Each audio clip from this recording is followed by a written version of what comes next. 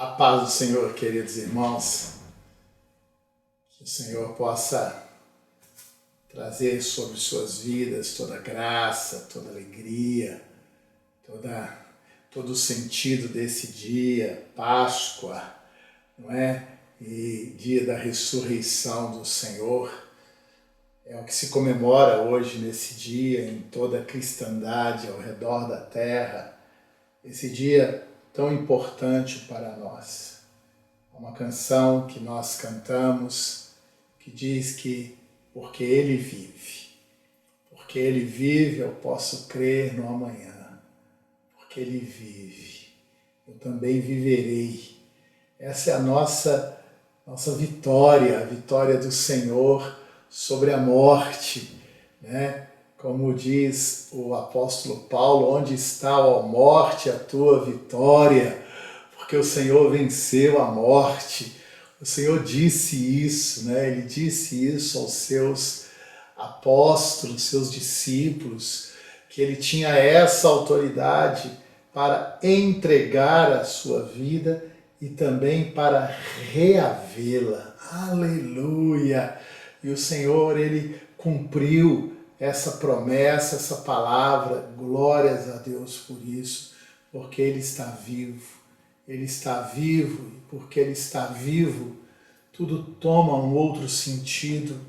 Sabe, irmãos, Romanos 10, 9 traz esse tema da ressurreição como algo central, uma fé central na nossa salvação, no princípio da nossa salvação, quando ele diz que se com a nossa boca confessarmos a Jesus Cristo como Senhor e em nosso coração crermos que Deus o ressuscitou dentre os mortos, seremos salvos.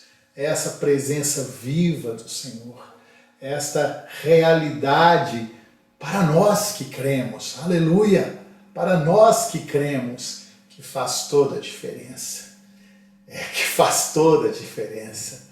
Essa presença do Senhor em cumprimento a todas as suas promessas, que quando nós estivermos reunidos em seu nome, Ele está no nosso meio.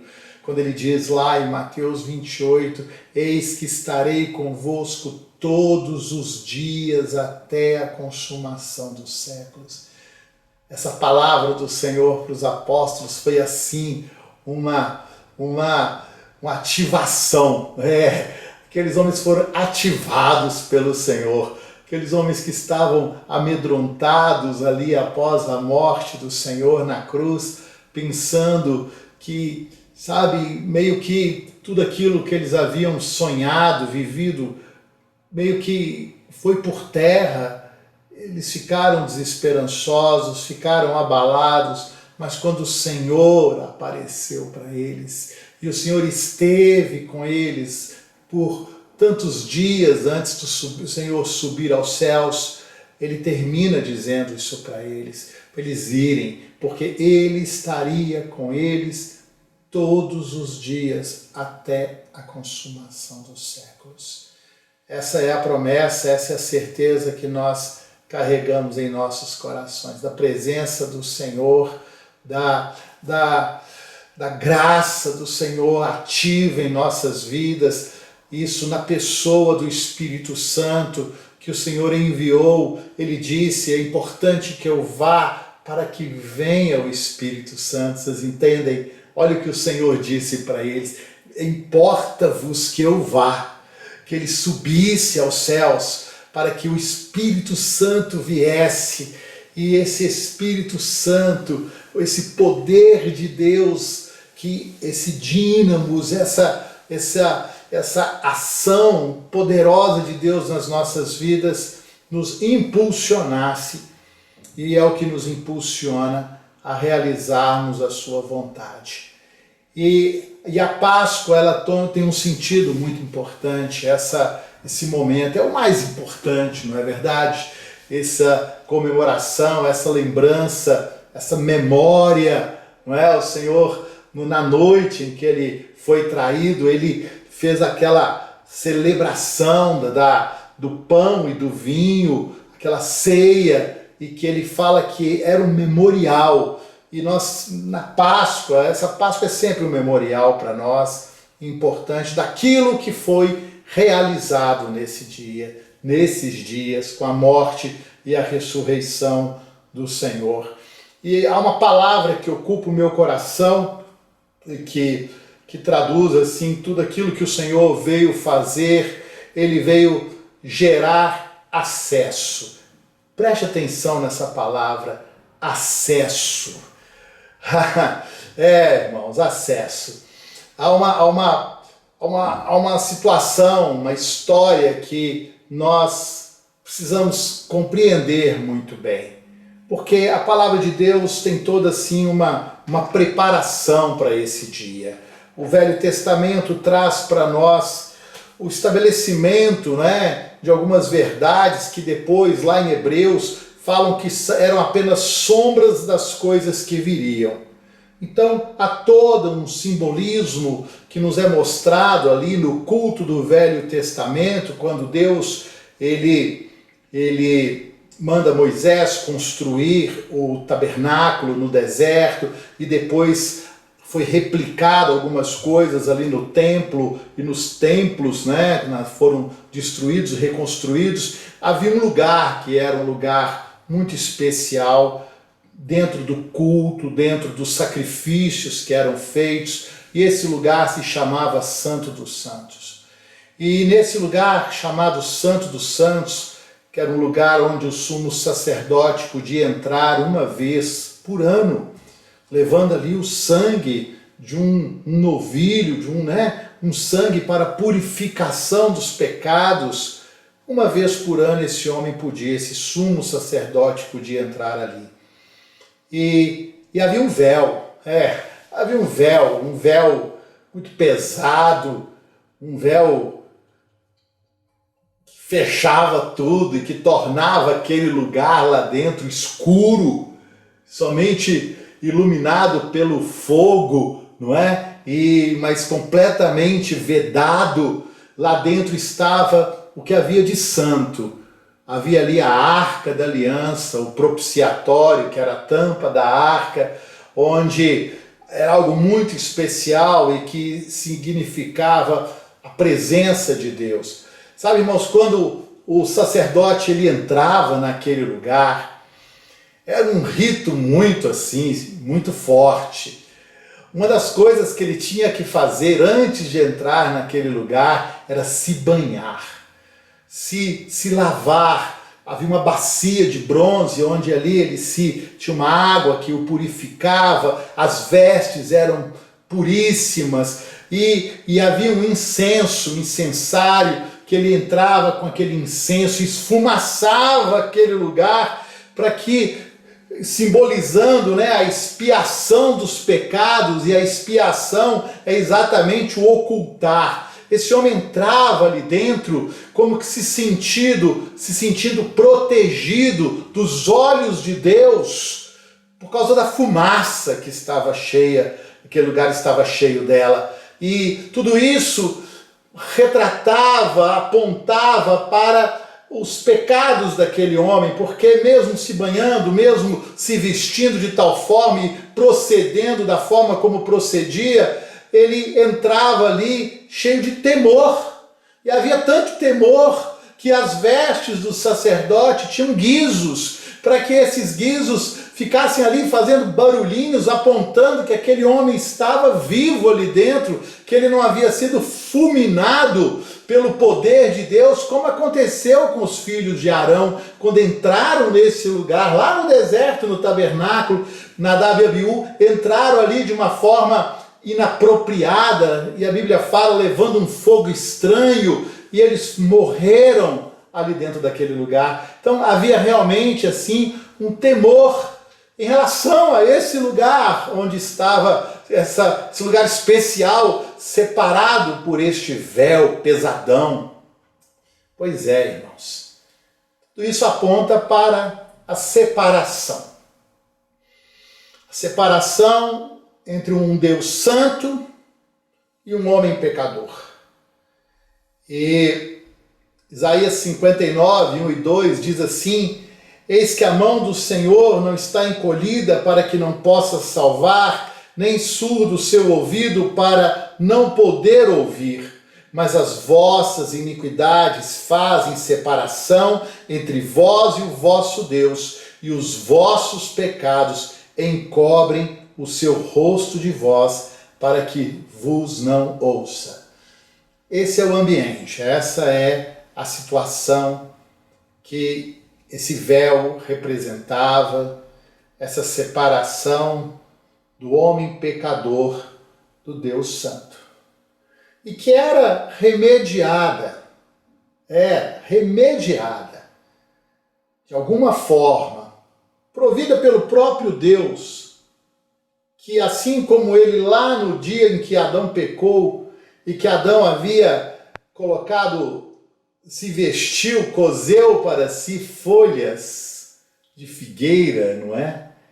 E por causa da vergonha que ele tinha do seu pecado em relação a Deus, da sua nudez, e Deus, ele cobriu Adão com peles de animais, indicando já naquele instante um jeito, uma maneira de Deus, com a morte e o derramamento de sangue para cobrir os pecados do homem.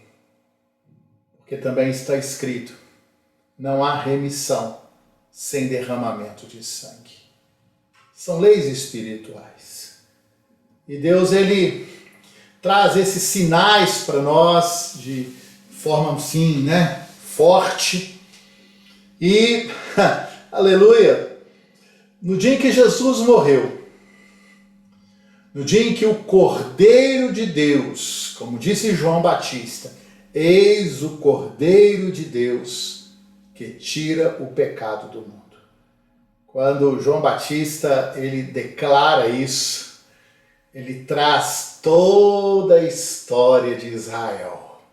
Ele traz ali todo esse caminhar desse povo, com esse culto, com essas celebrações, com esses sacrifícios paliativos, temporários, com a necessidade de se serem feitos repetidamente, todo ano, né, vários sacrifícios. Quando ele faz isso, ele declara isso, ele declara quem era Jesus, o Cordeiro de Deus, que vinha para resolver essa situação da separação entre o homem e Deus. E o que Jesus faz? Jesus, ele, como um cordeiro, ele é levado ao sacrifício. E ele é morto na cruz. Em Mateus, no capítulo 27, nos versos 50 e 51, está escrito que quando Jesus, diz lá, e Jesus, clamando outra vez, com grande voz, entregou o Espírito, e eis que o véu do santuário se rasgou em duas partes, de alto a baixo. Tremeu a terra, fenderam-se as rochas. O véu se rasgou. O véu se rasgou. E de alto a baixo. Sabe, irmãos, aleluia! Nós sempre entendemos isso, que quem rasgou o véu foi o Senhor. Ele rasgou o véu. Ele acabou aquele momento, tornou tudo aquilo que vinha sendo uma realidade, uma forma de culto, aquilo tudo deixou de ter sentido, porque aquele lugar que era tão especial, aquele lugar que era tão secreto, aquele lugar que era tão inacessível, agora ele se torna acessível. Acessível. O acesso nos é dado pelo sacrifício de Jesus. Glórias sejam dadas a Ele. O acesso nos é dado. Oh, Senhor, muito obrigado. Hebreus 10, no verso 19 a 22, diz assim, e essa é a nossa fé, É a fé que nós precisamos ter. Diz assim: tendo, pois, irmãos, intrepidez para entrar no Santo dos Santos, pelo sangue de Jesus, pelo novo e vivo caminho que ele nos consagrou pelo véu, isto é, pela sua carne. Glória a Deus. Vocês entendem? Então que aquele véu que foi rasgado, Isaías 53 diz que ele foi moído pelas nossas iniquidades. O corpo dele que foi rasgado por nós. E que esse véu, ele já não existe mais, porque em estando no corpo do Senhor, nós podemos entrar. Podemos entrar com intrepidez nesse Santo dos Santos, nesse lugar onde somente um sumo sacerdote podia entrar. E agora nós temos este sumo sacerdote. Olha o que diz o caminho, isto é, o texto, isto é, pela sua carne, tendo grande sacerdote sobre a casa de Deus, aproximemo-nos com sincero coração, preste atenção, em plena certeza de fé, tendo o coração purificado de má consciência e lavado o corpo com água pura. Então, queridos, foi o que o Senhor conquistou para nós. Ele conquistou o acesso. O acesso. É nisso que nós temos que nos apegar. É esta verdade que nós temos que ter no nosso coração, para que possamos desfrutar do nosso relacionamento com Deus. Essa é a nossa paz com o Senhor.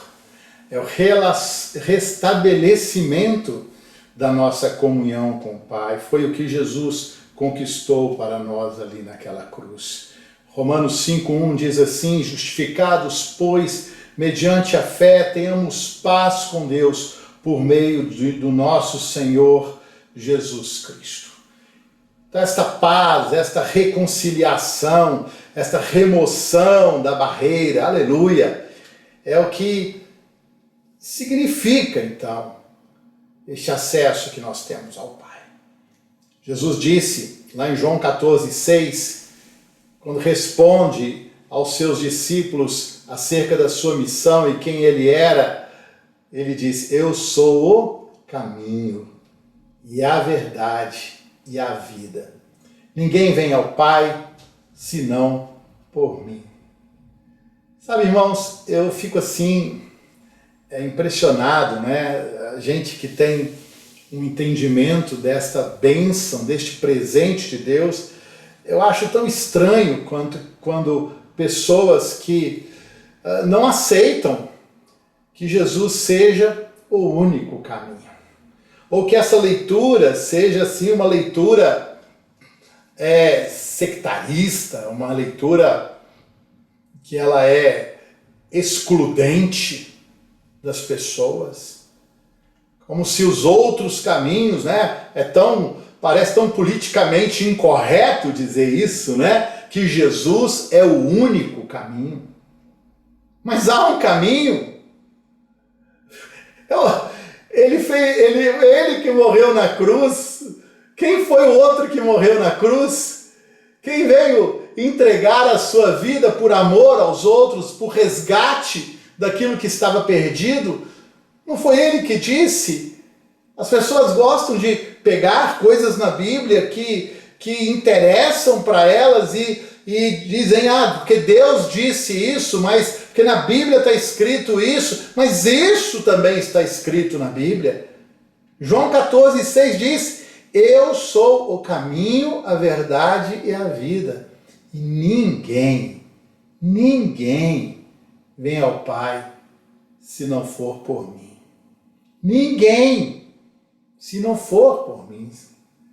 Quando diz lá em João 3,16, para que todo aquele que nele crê não pereça, mas tenha vida eterna, para que todo aquele que nele crê não pereça e tenha vida eterna. Mas Ah, não, é um pensamento muito limitado, e as outras pessoas que se acheguem a Ele, que abram os seus corações e tenham essa humildade de reconhecer nele o amor e o sacrifício que Ele fez. Isso tem sido anunciado. E se não fosse assim, se não houvesse necessidade de levar aos outros esta boa notícia, por que que Ele mesmo, o Senhor, nos ordenaria ide por todo o mundo e pregai o Evangelho a toda criatura? Quem crer e for batizado será salvo, quem não crer será condenado. Foi Ele que disse também está na Bíblia. Está lá, Mateus 28, dizendo, ide por todo o mundo, por toda a terra, fazer discípulos de todas as nações, batizando-os em nome do Pai, do Filho e do Espírito Santo, ensinando-os as coisas que eu vos tenho ordenado. Ele mandou levar esta boa notícia a todos. E aí a boa notícia deixa de ser boa notícia porque ela se apresenta como sendo a única solução. Eu imagino que, em meio a essa situação toda de coronavírus e todo esse sofrimento que o mundo está vivendo, no dia em que alguém, algum cientista, algum país, der a boa notícia de que existe uma vacina aprovada, né?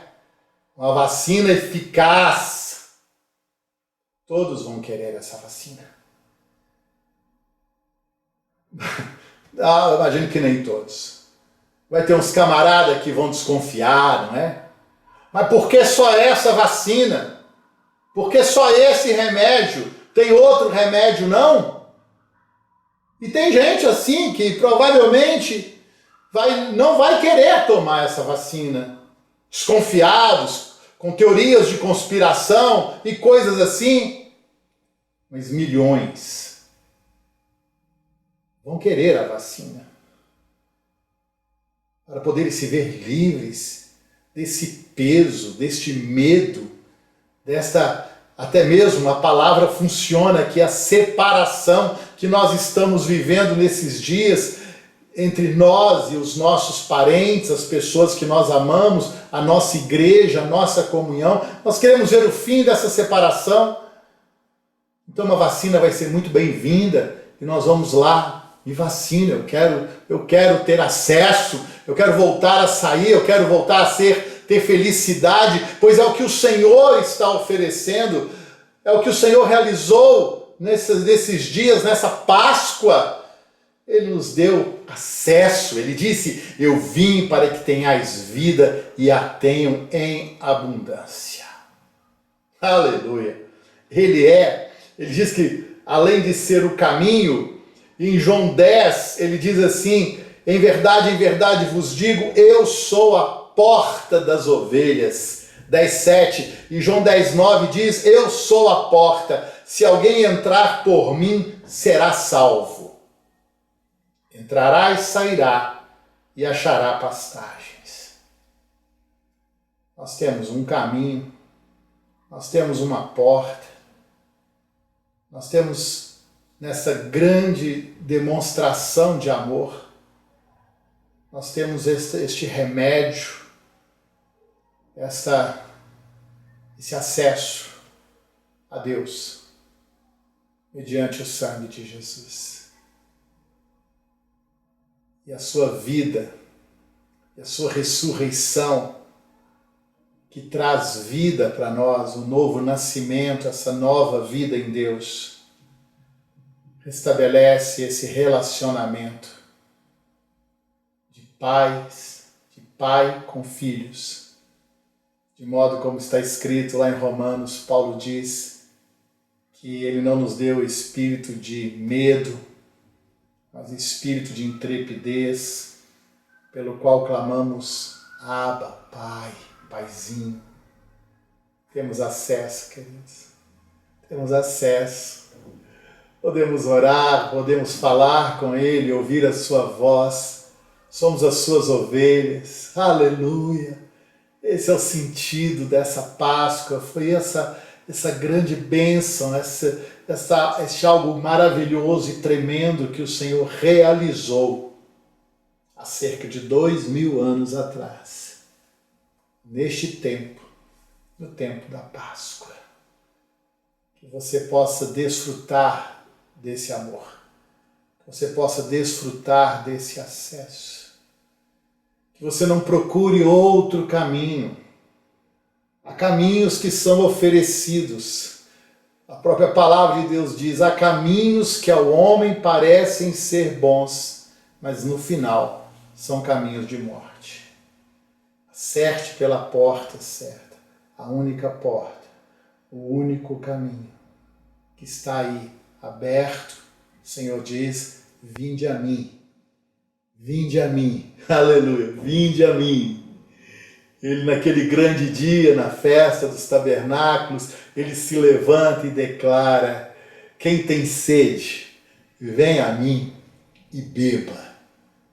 Porque quem crer em mim, como dizem as Escrituras, do seu interior fluirão rios de água viva. Eu abençoo sua vida. E que você possa desfrutar desta comunhão deliciosa com o Pai. Que você possa desfrutar desse acesso que o Senhor conquistou para nós. E como essa porta onde nós podemos transitar e desfrutar das pastagens, como ovelhas, não é verdade? Deste pão nosso de cada dia. Que seja assim a sua vida, seja assim o daqui para frente. Se você ainda não conhece esta porta, se você ainda não desfruta deste caminho, entregue sua vida ao Senhor. Confesse Jesus como Senhor da sua vida, crendo nesta ressurreição que hoje, nesse domingo, ela é comemorada em toda a cristandade ao redor da terra. Eu oro por você, Pai Santo, em nome de Jesus, que esta palavra possa, ó Deus, produzir frutos na vida dos meus irmãos. Que esta certeza do teu amor e deste acesso que o Senhor nos deu através da morte do Senhor na cruz, quando aquele véu foi rasgado, sim, Senhor, e podemos entrar na tua intimidade, podemos chegar na tua presença, não confiados em nossos méritos, mas unicamente no sacrifício que foi feito por nós. Sim, Senhor, nós nos escondemos neste sacrifício e apresentamos o sangue de Jesus, confiando nele como suficiente para perdão dos nossos pecados e o restabelecimento da nossa paz e da nossa comunhão contigo. Eu oro por aqueles que não te conhecem ainda. Deus, que o Senhor possa falar aos seus corações e que a tua palavra possa entrar profundamente em seus corações e produzir o fruto para a glória do teu santo nome. Nesta hora também, Senhor, oramos para que o Senhor permita, Deus, que haja uma solução para esta questão do coronavírus.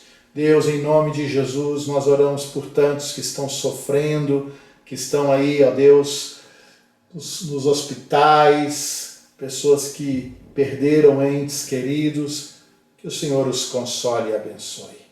Em nome de Jesus, que a graça do Senhor seja sobre todos, que o amor do Senhor encha os nossos corações e que a presença do Espírito Santo traga alegria e consolação agora e sempre.